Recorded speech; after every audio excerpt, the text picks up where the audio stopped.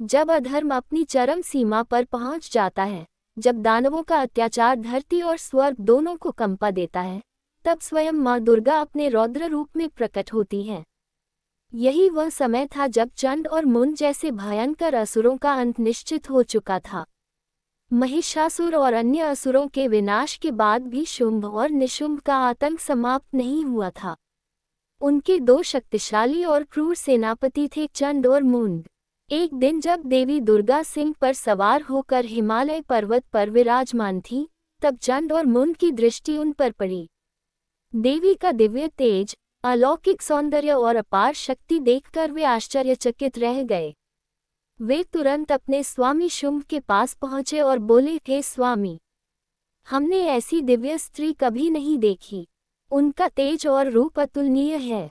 आपको उन्हें अपने महल में अवश्य लाना चाहिए। ये सुनकर शुंभ ने अपने दूतों को देवी के पास भेजा। दूतों ने देवी से कहा, हमारे स्वामी शुंभ और निशुंभ तीनों लोकों के स्वामी हैं। आप उनके महल में चले और उनकी रानी बने। देवी मुस्कुराई और शांत स्वर में बोली, जो मुझे युद्ध में पराजित करेगा, वही मेरा पति बनने योग्य होगा।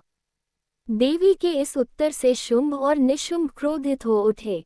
उन्होंने तुरंत अपने सेनापति चंड और मुंड को आदेश दिया, जाओ, उस स्त्री को बलपूर्वक पकड़कर हमारे सामने लाओ। चंड और मुंड अपनी विशाल सेना के साथ देवी के पास पहुंचे।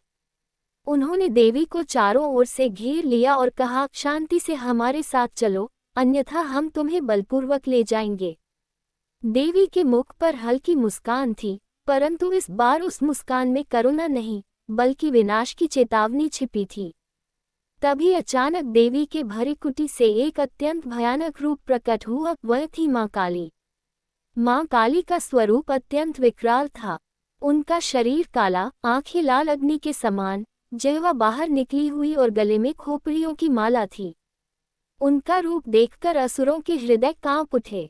माँ काली ने युद्धभूमि में प्रवेश किया और देखते ही देखते असुरों का संहार शुरू कर दिया। उनकी गति इतनी तेज थी कि कोई भी असुर उनके सामने टिक नहीं पा रहा था। पूरी सेना में भय और अराजकता फैल गई।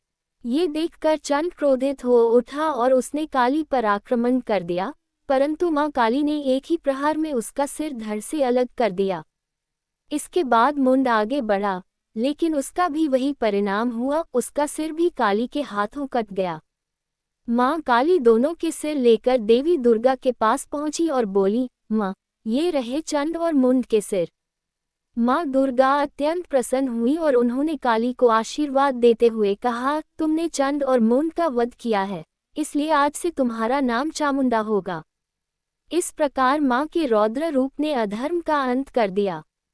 ये कथा हमें सिखाती है कि जब अन्याय अपनी सीमा पार कर जाता है, तब माँ स्वयं अपने भयंकर रूप में प्रकट होकर हर बुराई का विनाश करती हैं। अगर आप भी माँ दुर्गा के सच्चे भक्त हैं, तो कमेंट में जय माता दी जरूर लिखें।